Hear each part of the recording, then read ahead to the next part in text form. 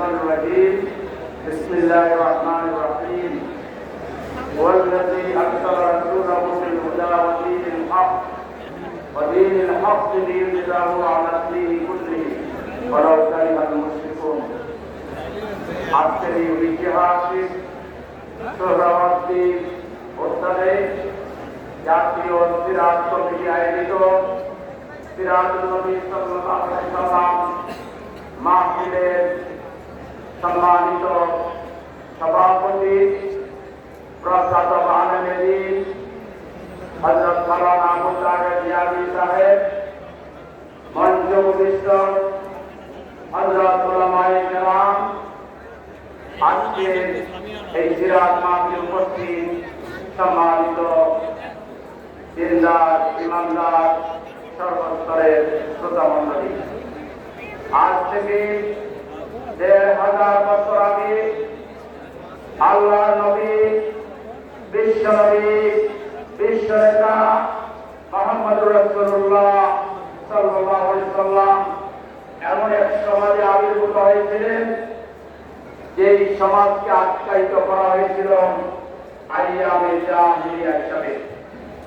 অর্থাৎ মূর্খতার দিক থেকে, নিকৃষ্টতার দিক থেকে এই সমাজের চাইতে নিকৃষ্ট সমাজ পৃথিবীতে আগেও উদয় ছিল না, এরপরে উদয় আর হবে না। এরকম একটি অন্ধকার জাহিলিয়াতের যুগে সময়ে আল্লাহ রাসূলকে পৃথিবীতে প্রেরণ করা হয়েছিল।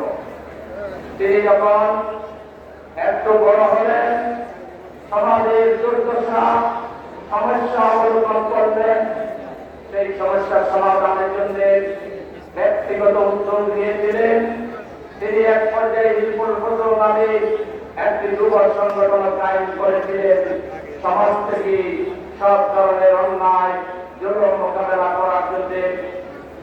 এরপর তার উপর যখন ওহী নাযিল হলো, তিনি নবী হিসাবে যখন তার দায়িত্ব পালন শুরু করলেন, তখনও তার সমাজে সমস্যার কোনো অভাব ছিল না। শত শত সমস্যা ছিল, সেখানে মাইনিজ রাইট ছিল, জোরজার বর্বরতা আইনের শাসন সেখানে অনুপস্থিত ছিল। সেখানে গণহত্যা করা হতো, নারী নির্যাতন করা হতো, শিশু নির্যাতন করা হতো, কন্যা সন্তানকে জীবন্ত গঠিত করা হতো। সেখানে এরকম আরো অসংখ্য সমস্যায় জর্জরিত ছিল তৎকালীন আরব সমাজ। কিন্তু আল্লাহ রাসূল সেই দিকে নজর না দিয়ে তিনি একটা কর্মসূচি ঘোষণা করেছিলেন। মানুষ প্রথমে বুঝতে পারেনি এত সমস্যা, এত জঞ্জাল, কিন্তু তিনি কোন দিকে কোন সমস্যার কথা উল্লেখ না করে একটা মাত্র সমস্যা, একটা মাত্র সমাধান তিনি জাতির সামনে পেশ করেছিলেন। সেটি ছিল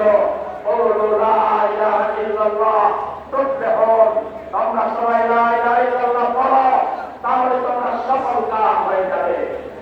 আল্লাহ রাসূলের কাছে পবিত্র কোরআন নাযিল হওয়া শুরু হলো। তার উপরে তার দায়িত্বের ব্যাপারে কোরআনে যা বলা হলো, তার মধ্যে একটি আয়াত পবিত্র আয়াতে কারিমা তেলাওয়াত করেছি, যার অর্থ হচ্ছে তিনি সেই সত্তা, তিনি তার রাসূলকে হেদায়েত এবং সত্য জিনিস পাঠিয়েছেন, যাতে করে সকল বাতিল জিনের উপরে তাকে বিজয়ী করতে পারেন। আল্লাহ রাসূল কোরআন দিয়ে এই একটা বার্তার কর্মসূচি, এক আল্লাহকে রব মেনে নিতে হবে, সকল বাতিলকে, জাহিলিয়াতকে পরিত্যাগ করতে হবে, এর মধ্যেই মানবতার মুক্তি। এটা তিনি তার কাজে প্রমাণ করেছিলেন। মক্কার 13 বছর তিনি দাওয়াতের উপর কাজ করেছেন, শাহাদাত নাসের কাজ করে